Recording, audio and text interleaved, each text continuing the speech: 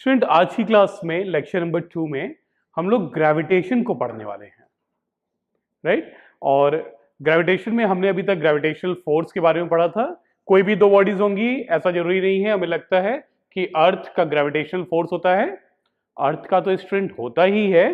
कोई भी दो बॉडीज हैं आपकी, राइट, कोई भी दो बॉडीज, आपकी पेन है, आपकी पेंसिल है, कोई भी चीज, ये दोनों बॉडीज आपस में एक दूसरे को अट्रैक्ट करते हैं। और ग्रेविटी क्या होता है स्टूडेंट? जब जब दो बॉडीज जो हैं जिनकी हम लोग बात कर रहे हैं उसमें से कोई एक बॉडी अर्थ है, तो अर्थ जो ग्रेविटेशनल फोर्स लगाता है स्टूडेंट, उसको हम लोग सीधे सीधे से जो है ग्रेविटी कहते हैं। उसे हम लोग क्या कहते हैं? ग्रेविटी कहते हैं, राइट।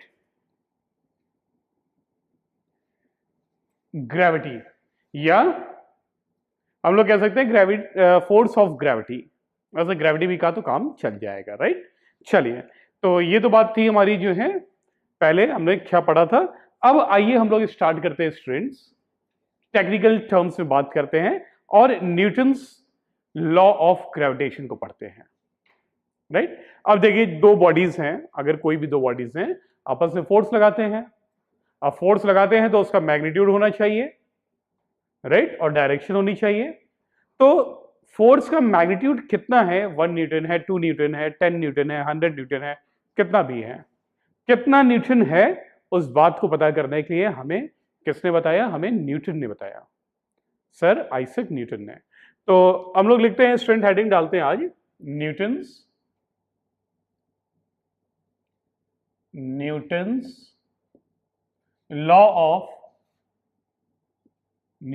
Law of gravitation. और ये सारी बातें न्यूटन को कब पता चली थी? जब उनके सर पे सेब गिरा, राइट।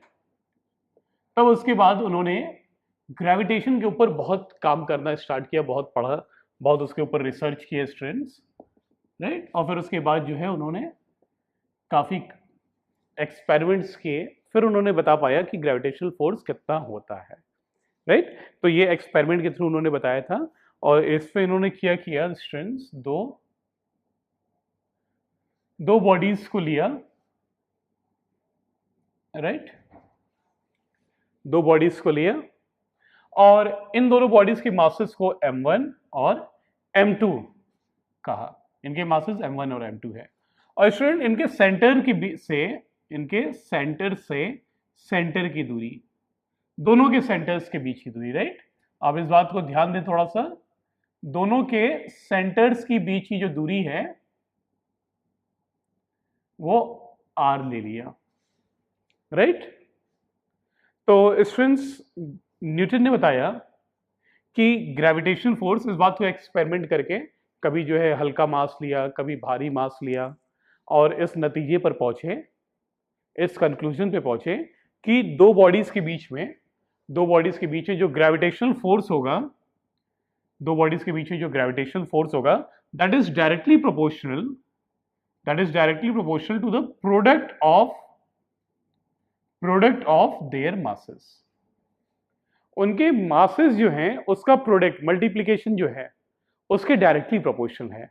कहने का मतलब स्टूडेंट, अगर आप हल्के हल्के मासेस लेंगे, कम मास का मास लेंगे, बॉडी लेंगे कम मास का, तो क्या होगा? तो ग्रेविटेशनल फोर्स कम होगा। और ज्यादा मास की बॉडी आप लोगे तो ग्रेविटेशनल फोर्स ज्यादा होगा। डायरेक्टली प्रोपोर्शनल, ये साइन जो है स्टूडेंट, डायरेक्टली प्रोपोर्शनल का साइन है, डायरेक्टली प्रोपोर्शनल,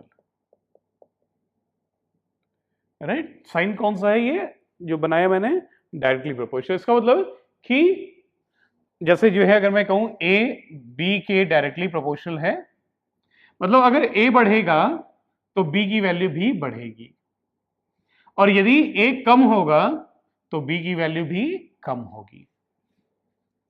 अगर ए बढ़ेगा तो बी बढ़ेगा, या ए कम होगा तो बी भी कम होगा। इस बात को मैथमेटिकली स्टूडेंट डायरेक्टली प्रोपोर्शनल इस सिंबल से दिखाते हैं, राइट। क्लियर है आपको? चले, अब देखिए स्टूडेंट्स, न्यूटन ने इन दोनों मासेस के बीच की जो दूरी थी, एक इसमें दो ही चीज है, एक तो मास है और दूसरा जो है उनके बीच की दूरी, दूरी को कम ज्यादा करने की कोशिश किया, राइट। तो ये जो दूरी है इसको कभी कम कर दिया, ये दूरी को कम पास ला दिया, तो देखें इनके बीच में जो फोर्स ऑफ अट्रैक्शन है वो बढ़ जा रहा है स्टूडेंट, और जब इस दूरी को बढ़ा दे रहे हैं, ज्यादा कर दे रहे हैं, तो फोर्स ऑफ अट्रैक्शन कम हो जा रहा है। जैसे स्टूडेंट आप लोग देखेंगे दो चार्जेस है, मान लीजिए, राइट, दो चार्जेस है, उनके बीच की अगर आप दूरी को कम कर दोगे तो फोर्स जो होगा उनके बीच का अट्रैक्शन का या रिपल्शन का ज्यादा हो जाता है। और अगर आप उनके बीच की दूरी को बढ़ा दोगे तो क्या होगा, फोर्स ऑफ अट्रैक्शन या रिपल्शन कम हो जाएगा, राइट। ऐसे ही दो मैग्नेट्स आप ले लीजिए, दो मैग्नेट्स के नॉर्थ नॉर्थ पोल ले लीजिए, तो उनके बीच की अगर दूरी कम रखेंगे तो आप देखेंगे फोर्स जो है रिपल्शन का बहुत ज्यादा होगा, और जब दूरी को ज्यादा कर दीजिए, दोनों मैग्नेट्स की दूरी को ज्यादा कर दीजिए, तो फोर्स क्या होगा रिपल्शन का, कम हो जाएगा। और भी ज्यादा दूरी कर दीजिए, और भी ज्यादा कर दिए, फोर्स और कम हो जाएगा। बहुत ज्यादा दूर कर दिए तो कोई फर्क ही नहीं पड़ेगा, राइट, दोनों के ऊपर रिपल्शन नहीं होगा। तो स्टूडेंट ये बात तो जो है बट ऑब्वियस है कि दूरी के लिए अगर दूरी कम रहेगी तो फोर्स ज्यादा रहेगा, और आपका अगर दूरी ज्यादा होगी तो फोर्स कम रहेगा। तो आप इस बात को कहेंगे कि न्यूटन ने कहा इस बात को एक्सपेरिमेंट करके, force is inversely proportional to the square of radius, inversely proportional to the square of distance between the centers of the two charges. It is force of attraction is directly inversely proportional, force of repulsion is inversely proportional to the square of distance between the centers of the two bodies, right? तो ये जो है student inversely proportional का मतलब क्या है, आपने ऐसे लिखा ना, एफ इज आर लिख देते मतलब डायरेक्टली प्रोपोर्शनल है, और इनवर्सली प्रोपोर्शनल मतलब 1/r आप कर देते हैं, राइट। तो इसका मतलब जो है इनवर्सली हो गया, और अगर स्क्वायर पे इनवर्स है मतलब इनवर्सली प्रोपोर्शनल, ये inversely proportional to the square of distance between them. अगर ये मान लीजिए 3 है तो क्या बोलेंगे, ये क्या है, इनवर्सली प्रोपोर्शनल है r के पावर 3 के, r क्यूब के, राइट, इनवर्सली प्रोपोर्शनल। चलिए, तो ये बात रही स्टूडेंट। तो ये दो बात जो है न्यूटन ने इन दो बातों को नोट किया, और इन्होंने स्टूडेंट्स आप इन दोनों को कंबाइन करके ऐसे लिख सकते हैं, कंबाइनिंग, लिखिए combining 1 and 2, combining equation 1 and equation 2। तो F आप क्या लिखेंगे, F प्रोपोर्शनल है किसके students, m1 m2 by r square. Clear है ये बात। अब इसके आगे हम लोग चलेंगे स्टूडेंट, इसके आगे भी हम लोग करेंगे मैथमेटिकल स्टेप को सॉल्व, मगर उसके पहले हम लोग जो है न्यूटन्स लॉ को लिख लेते हैं, right, Newton's law of gravitation. आपने न्यूटन्स लॉज ऑफ मोशन भी पढ़ा था ना, वो अलग चीज था, वो 3 लॉज थे, ये ग्रेविटेशन का लॉ है स्टूडेंट, न्यूटन ने ही दिया है, राइट। तो आप लिखिए, आप स्टेटमेंट को लिखें, न्यूटन्स लॉ ऑफ ग्रेविटेशन को लिखें। It states that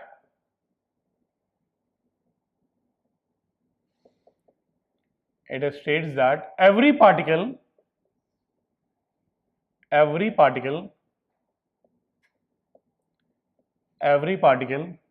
in the universe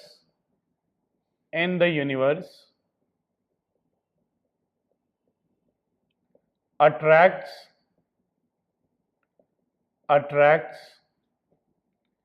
every other attracts every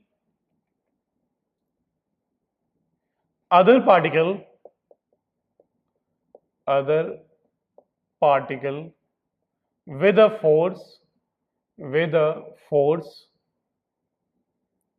which is हम लोग ये वाली बात लिख लें, which is directly proportional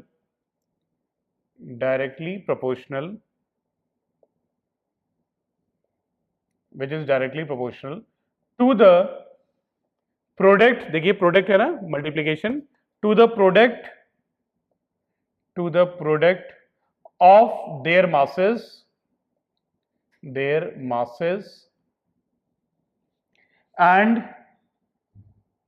and देखिए दूसरा क्या है, and inversely proportional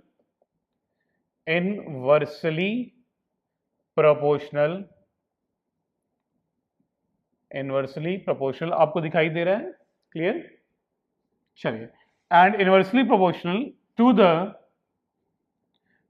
the square of distance, student ये देखिए, square of distance to the square of distance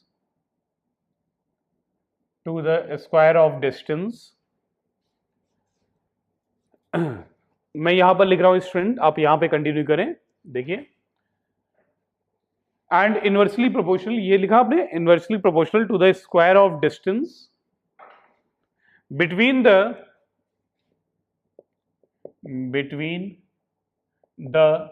centers of the two masses, clear है?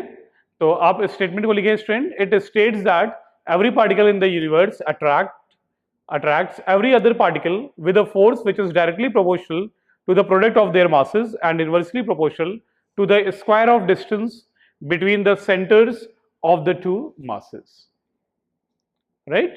तो ये जो है स्टूडेंट, आप वीडियो को पॉज करके नोट करिए, ये स्टूडेंट है Newton's law of gravitation, right? चलिए, तो यही जो है लॉ, इस लॉ को स्टूडेंट न्यूटन ने इस तरीके से लिखा, राइट? चलिए, तो अब देखिए स्टूडेंट, आपने क्या लिखा यहां पर, आपने लिखा पहला equation F is proportional to m1 m2 product of their masses, फिर उसके बाद इक्वेशन 2 लिखा, कंबाइनिंग इक्वेशन 1 एंड 2 न्यूटन ये एक बिलाइन है m1 m2 by r square के डायरेक्टली प्रोपोर्शनल आप कह सकते हो। और स्टूडेंट यहां से आपको पता है जब भी प्रोपोर्शनैलिटी का साइन जाता है, जब भी प्रोपोर्शनैलिटी का साइन हटेगा स्टूडेंट क्या आता है बताइए, एक प्रोपोर्शनैलिटी कांस्टेंट आता है, राइट? तो force F is equal to क्या होगा स्टूडेंट, प्रोपोर्शनैलिटी कांस्टेंट को कैपिटल G से दिखाते हैं, capital G m1 m2 by r square. तो ये स्टूडेंट फॉर्मूला है ग्रेविटेशनल फोर्स का जो हमें न्यूटन सर ने दिया है, right? F is equal to G m1 m2 by r square. जहां पर G क्या है स्टूडेंट, इस बात को हम लोग लिख लेते हैं, G is constant of proportionality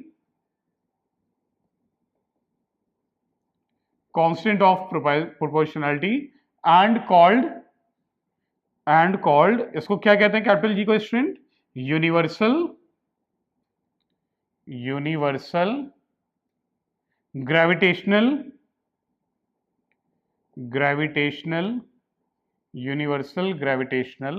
constant. Student ये एक कांस्टेंट है जिसको हम लोग कहते हैं यूनिवर्सल ग्रेविटेशनल कांस्टेंट, राइट? क्या कहते हैं, यूनिवर्सल ग्रेविटेशनल कांस्टेंट। ये जो वर्ड यूनिवर्सल है स्टूडेंट, इसको आप ध्यान दीजिए, ध्यान से देखिए, यूनिवर्सल का मतलब है इसकी जो वैल्यू है वो हर जगह पे पूरे यूनिवर्स में कांस्टेंट है, आप कहीं भी चले जाओ, राइट? आप चाहे एक्सपेरिमेंट करने के लिए आप मून पे चले जाओ, मून पे, चंद्रमा पे, आप जुपिटर पे चले जाओ, आप सन पे चले जाओ स्टूडेंट, हालांकि सन पे जाया नहीं जा सकता है, राइट? मगर बात करें पूरे यूनिवर्स में जी की वैल्यू कांस्टेंट है, इट इज कांस्टेंट, इसीलिए इसे यूनिवर्सल कहते हैं ना, यूनिवर्सल ग्रेविटेशनल कांस्टेंट, हर जगह पे कांस्टेंट है, राइट? जैसे सनराइजेस इन ईस्ट, तो ये क्या है, यूनिवर्सल ट्रुथ है, राइट? हमेशा ही ट्रुथ है।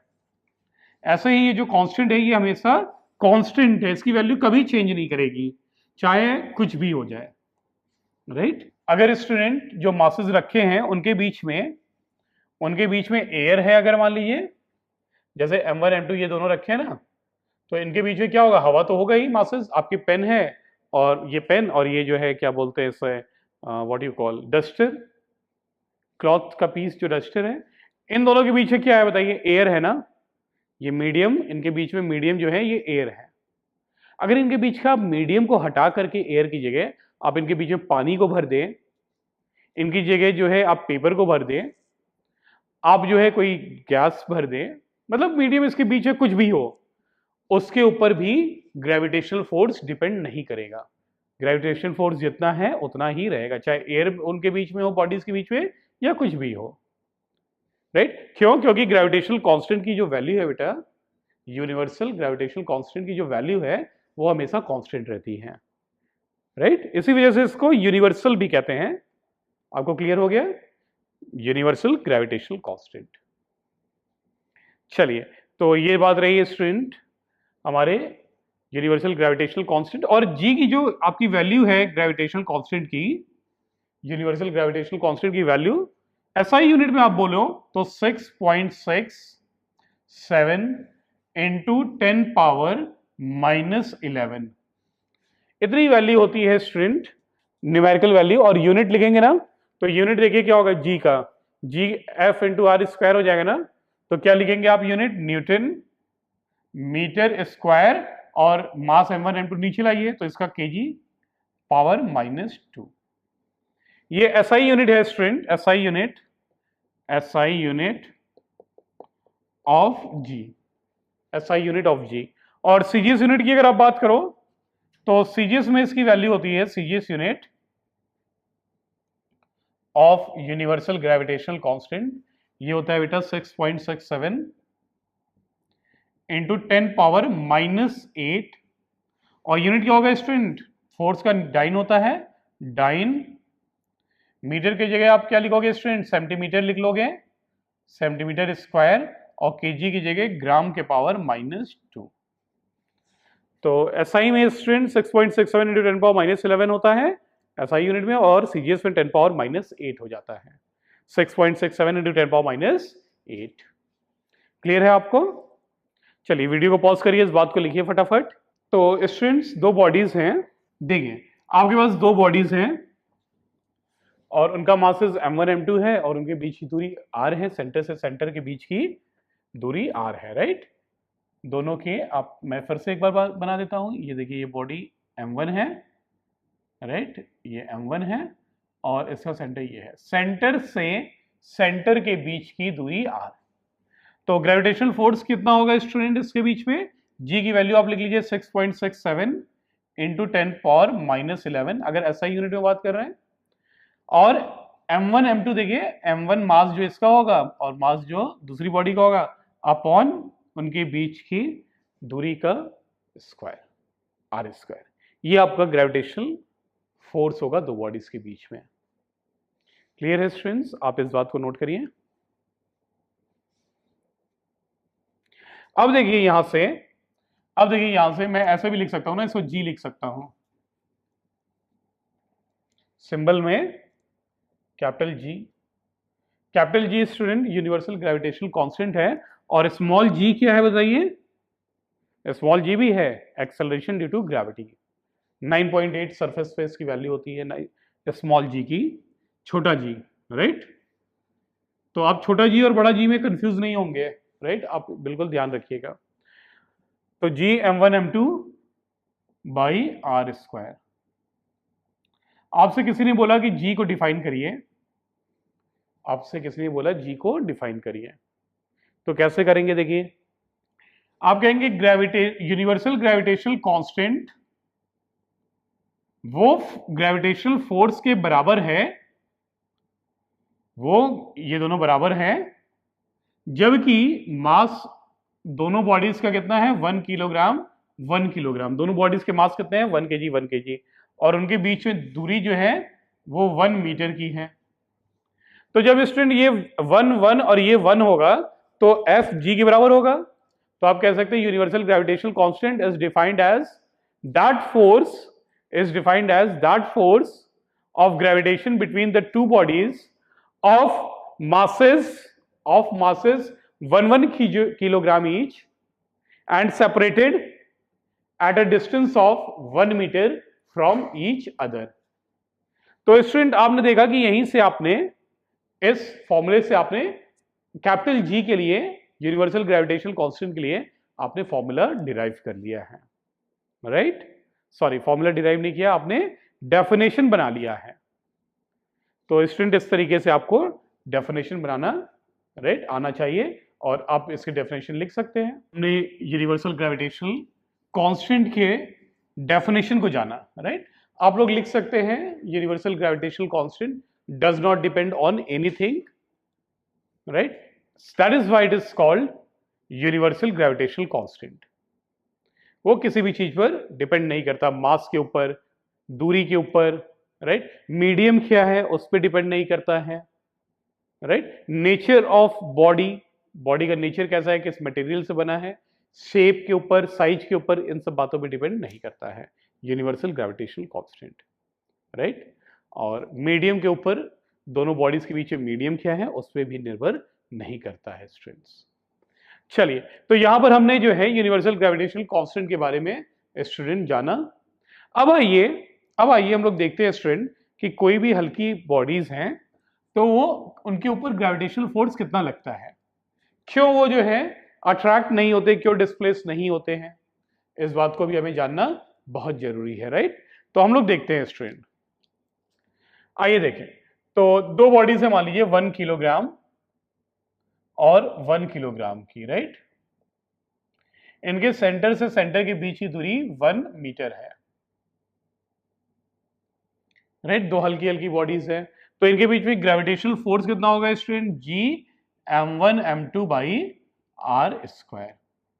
तो G की वैल्यू कितनी है? 6.67 इंटू 10 पावर -11, और आपका m1 कितना है? 1, m2 है 1 और दूरी है 1 मीटर का स्क्वायर।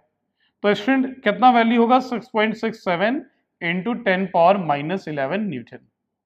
ग्रेविटेशनल फोर्स दो हल्की बॉडीज एग्जांपल देख रहे हैं, बहुत ही कम है, 10 पावर -11, मतलब 1 न्यूटन से भी बहुत बहुत बहुत बहुत बहुत बहुत कम है स्टूडेंट्स, राइट?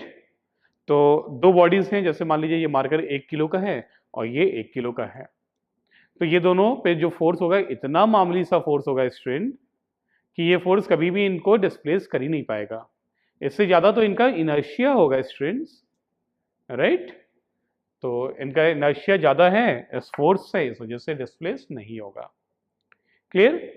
अब देखिए स्टूडेंट, अगर दो बच्चे हैं, मान लीजिए जैसे मैं एग्जांपल बात किया था कि आप दो स्टूडेंट्स कोई हैं, दो बच्चे हैं, वो भी आपस में एक दूसरे को अट्रैक्ट करते हैं। अगर हम मान लें कि बच्चे बड़े ही तगड़े तगड़े हैं, 100 किलोग्राम मान लेते हैं, बहुत भारी भरकम है बच्चे, और 1 मीटर की दूरी पर है मान लिए, तो भी देखिए क्या होगा, ये होगा आपका 100 और यहाँ पर 100 और ये 1, तो ये कितना हो जाएगा स्टूडेंट? 10 पावर 4, ये हो जाएगा आपका 10 पावर 7। तो ये भी तो बहुत कम है ना, 10 पावर -7 है स्टूडेंट, 1 से भी बहुत ही ज्यादा कम। तो जब इतना कम फोर्स लगेगा, 1 न्यूटन से भी बहुत कम, तो क्या ये बच्चे डिस्प्लेस होंगे? 100 किलो के हैं, भारी हैं तो भी नहीं, तो मीडियम साइज के हैं तो भी नहीं, जो है मीडियम है इनका वेट, बहुत हल्के नहीं है, तो भी ये जो है स्टूडेंट डिस्प्लेस नहीं होंगे, इनके ऊपर फोर्स बहुत कम लग रहा होगा। अब आइए हम लोग फॉर एग्जाम्पल क्या करते हैं स्टूडेंट, हम लोग अब किसी एक बॉडी को, इनमें से, इन दोनों में से किसी एक बॉडी को अर्थ मान लेते हैं, तब देखिए क्या होता है स्टूडेंट्स। तो देखिए यहां पर जो है मान लेते हैं एक बॉडी है अर्थ, राइट? ये अर्थ है, अर्थ, इसका सेंटर स्टूडेंट ये है, और मास जो होता है ना अर्थ का, मास ऑफ अर्थ स्टूडेंट, ये होता है 6 into 10 power 24 kilogram, 6 into 10 power 24। मैं नीचे लिख देता हूं आपको क्लियरली देखने के लिए।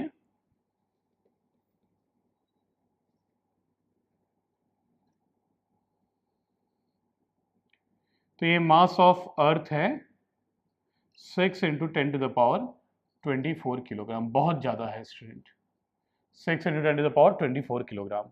और ये जो रेडियस होती है, ये रेडियस स्टूडेंट, ये आपको रेडियस आप यहां पर लिखें, रेडियस इसकी होती है 6.4 into 10 power 6 metre, right. Radius कितनी होती है 6.4 इंटू 10⁻6 मीटर, मास इतना होता है, राइट। तो अगर जो है मान लीजिए कोई बॉडी है अर्थ के सरफेस के पास में और इसका मास 1 किलोग्राम है, तो अब जो ग्रेविटेशनल फोर्स होगा F, क्या लिखेंगे आप, G m1 m2 by R square. तो m1 क्या है, मास ऑफ अर्थ, और ये mass of body upon R square. तो अब आप देखेंगे force F is equal to कितना आएगा, G की वैल्यू होती है 6.67 into 10⁻11 into mass of earth 6 into 10⁻24 और into mass of body 1 kilogram मान लीजिए। और दूरी इनके बीच की, इसके सेंटर और इसके सेंटर, अर्थ के सेंटर के बीच की दूरी क्या है, रेडियस के बराबर होगी ना स्टूडेंट्स। ये सेंटर है तो रेडियस के बराबर होगी। तो रेडियस कितना है देखिए 6.4 इंटू 10⁻6, इसका स्क्वायर आपको करना होगा ना, क्लियर है। तो स्टूडेंट आप फोर्स निकालेंगे तो इसको कैलकुलेट करिए, जो है लगभग जो है स्टूडेंट इसको कैलकुलेट करें, ये 9.8 न्यूटन, कुछ 10 के करीब आ रहा है, 10 न्यूटन। तो 10 न्यूटन का फोर्स तो अच्छा खासा होता है ना, ज्यादा होता है। तो 10 न्यूटन का फोर्स लग रहा है, तो ऑब्वियस सी बात है 1 किलोग्राम की बॉडी वो डिस्प्लेस करेगी। जैसे ये मार्कर देखिए 1 किलो का होगा तो क्या डिस्प्लेस नहीं करेगा, क्या करेगा, बिल्कुल करेगा, क्लियर। तो ये बात रही स्टूडेंट कि जब भी कोई एक बॉडी काफी भारी है, काफी मास है उसका, तब आप इस बात को देख सकते हैं, इस बात को फील कर सकते हैं कि बॉडी के अंदर ग्रेविटेशनल अट्रैक्शन पैदा हो रहा है। और अगर दो बॉडीज हैं जैसे अर्थ और मून, दोनों ही बहुत भारी भारी हैं, तो ग्रेविटेशनल फोर्स ऐसे केस में भी काफी ज्यादा ही होगा स्टूडेंट्स, राइट।